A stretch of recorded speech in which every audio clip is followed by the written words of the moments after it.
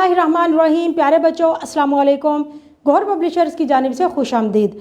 हमारा स्लोगन है redefining the geography of education through digital resources for conceptual learning. मेरा नाम साजिदा नूर है। आज के इस वीडियो लेक्चर में हम गौहर निदाए उर्दू जमात हफ्तुम के सबक नंबर 9 हमारी सेहत हमारी जिम्मेदारी की मश्क का बकिया हिस्सा करेंगे। तो आइए चलते हैं हासिलाते तालुम की जानिब।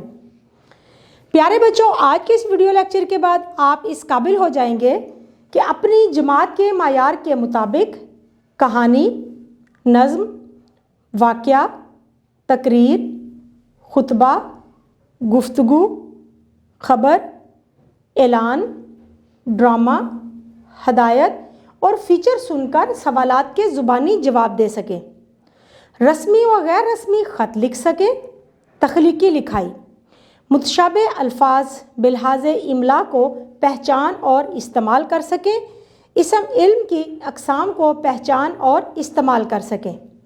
हमारा सवाल है कि अपने इलाके की म्यूनसिपल कमेटी या यूनियन कौंसिल के चेयरमैन को ख़त लिखकर मोहल्ले में सफाई के मसाइल से आगाह करें और उसका एहतमाम करने की इस्तदा करें। तो प्यारे बच्चों, आइए लिखते हैं ख़त। बखिदमत जनाब नाजिम साहब, यूनियन कौंसिल नंबर 3 ईसाखील, जनाब आली, मोतबाना गुजारिश है कि मोहल्ला खलीलाबाद का रहायशी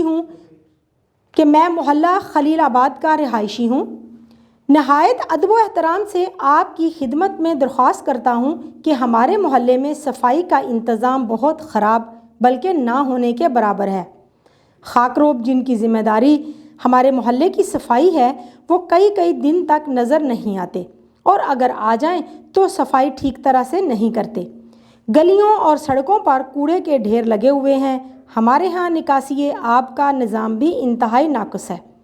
पानी का दुरुस्त निकास ना होने की वजह से पानी नालियों में रुका रहता है या फिर बाहर गलियों में आ जाता है, जिसकी वजह से हमें निहायत परेशानी का सामना करना पड़ता है। गलियों में खड़े पानी की वजह से आमद व रफ्त में बड़ी मुश्किल होती है। ख़ास तौर पर तलबा व तालबात को सुबह के वक्त बड़ी परेशानी का सामना करना पड़ता है। इस पानी में मच्छरों की अफजाइश हो रही है, इसलिए तमाम अहले मोहल्ला परेशान हैं क्योंकि इससे कई मुहलिक वबाओं के फैल जाने का ख़तरा भी है। बराह करम मोहल्ला की सफाई और निकासी आब का फ़ौरन इंतज़ाम किया जाए। आल अर्ज़ दरख्वास्त गुज़ार मोहम्मद जावेद, अहले मोहल्ला खलीलाबाद। और फिर यहाँ पर आप साथ लिखेंगे तारीख़। प्यारे बच्चों, हमारी अगली सरगर्मी है सुने और बोलें। सवाल नंबर 7 है। सवाल नंबर 5 में लिखे गए मज़मून को तकरीर की शक्ल में अपने जज्बात व एहसासात के साथ पेश करें।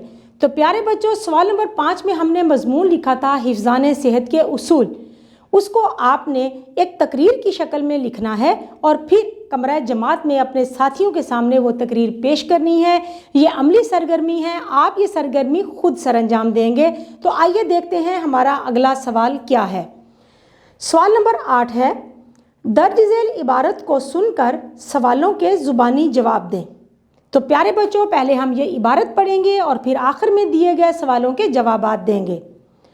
अवामी सतह पर कायम की जाने वाली हुकूमत की ये अहम जिम्मेदारी होती है कि वो अवामुन्नास को बुनियादी सहूलतें फराहम करे।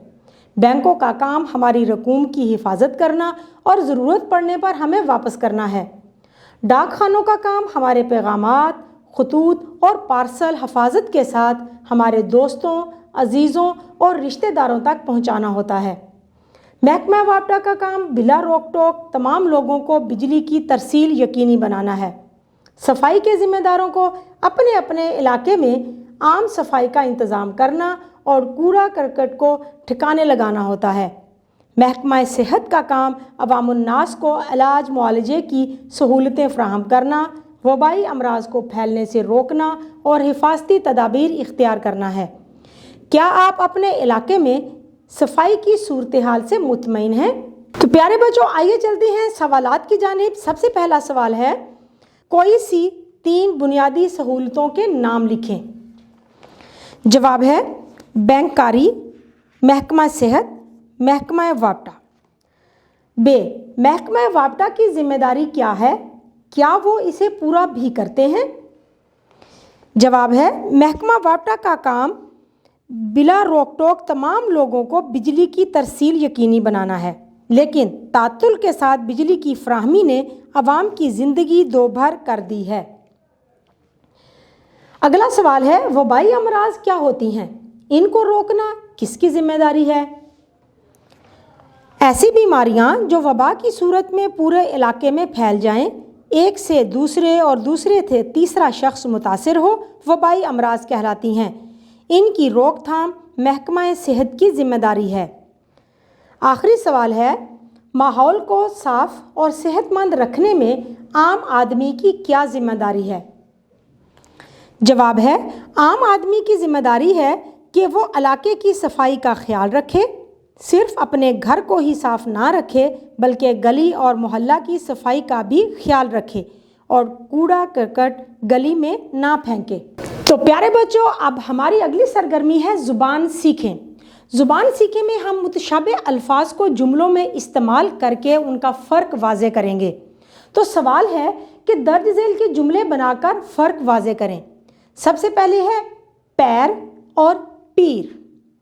پیر کا جملہ بنائیں گے، میرے پیر میں موچ آ گئی ہے۔ پیر، آج پیر کا دن ہے۔ بل، محنت کے بل پر کامیابی سکون کا باعث ہوتی ہے۔ بل، بل ادا کرنے کی آج آخری تاریخ ہے۔ شیر، شیر ایک خطرناک جانور ہے۔ شیر، انصاف ہو تو سب باہم شیر و شکر ہو کر زندگی گزارتے ہیں۔ بین، جوان بیٹے کی موت پر ماں کے بین ناقابل برداشت تھے۔ بین، اسے بین بجانے کا شوق ورثے میں ملا ہے۔ چوری، چوری ایک بہت بڑا جرم ہے۔ چوری، میں چوری بہت شوق سے کھاتا ہوں۔ تو پیارے بچوں، آئیے دیکھتے ہیں سوال نمبر 10 کیا ہے۔ درج ذیل سے لقب، خطاب، کنیت، عرف، تخلص الگ کریں۔ تو پیارے بچوں، ہمیں یہ ایک فہرست دی گئی ہے جس میں سے ہم نے ان کو الگ کرنا ہے، لیکن سب سے پہلے ہم دیکھیں گے کہ لقب کیا ہے۔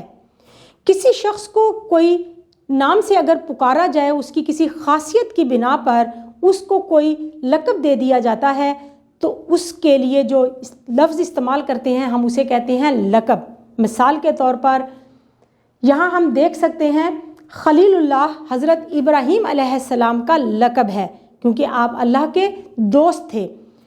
اس کے بعد ہے خطاب، کسی حکومت کی طرف سے کسی شخص کی خدمات کے عوض جو خطاب اس کو دیا جاتا ہے، وہ ہم اس کی مثال کے طور پر کہہ سکتے ہیں کہ علامہ اقبال کو سر کا خطاب دیا گیا تھا۔ اس کے بعد ہے کنیت، کسی بھی شخص کو اس کے ماں یا باپ کے نام کے حوالے سے جو پکارا جاتا ہے، جو نام دیا جاتا ہے، اسے کنیت کہتے ہیں، جیسے ابن مریم حضرت عیسیٰ علیہ السلام کی کنیت ہے۔ عرف، کسی بھی شخص کے اصل نام کی بجائے اس کے لیے پیار یا لاڈ کے ساتھ یا اس کی برائی کی وجہ سے اس کے لیے کوئی نام دے دیا جائے تو اس کو عرف کہتے ہیں۔ مثال کے طور پر جب کسی کو پیار سے جاوید سے جیدی اور گڑیا، یہ سارے جو ہیں عرف ہیں۔ اس کے بعد ہے تخلص، شاعر جو نام اپنے شاعری میں اپنے نام کے ساتھ استعمال کرتے ہیں وہ تخلص کہلاتا ہے، جیسے کہ مولانا الطاف حسین اپنے نام کے ساتھ حالی کا لفظ، حالی کا نام استعمال کرتے تھے۔ تو پیارے بچوں، اب ہمارے پاس یہاں پر ایک فہرست ہے، اس میں سے ہم نے لقب، خطاب، کنیت، عرف اور تخلص کو الگ الگ کرنا ہے۔ تو آئیے دیکھتے ہیں ان میں سے لقب کون کون سے ہیں۔ خلیل اللہ اور شیر خدا۔ خطاب ہیں شمس العارفین اور خان بہادر۔ کنیت ہیں بنت ازور اور ابو عبداللہ۔ عرف ہیں للو اور جیدی۔ تخلص ہیں حالی اور درد۔ پیارے بچوں، امید ہے کہ آپ کو آج کا یہ ویڈیو لیکچر بہت اچھا لگا ہوگا۔ اپنے تعلم کو پختہ کرنے کے لیے آج کے سبق کو دہرانا مت بھولیے گا۔ انشاءاللہ اگلی ویڈیو میں اگلے لیکچر کے ساتھ پھر ملیں گے، تب تک کے لیے اللہ حافظ۔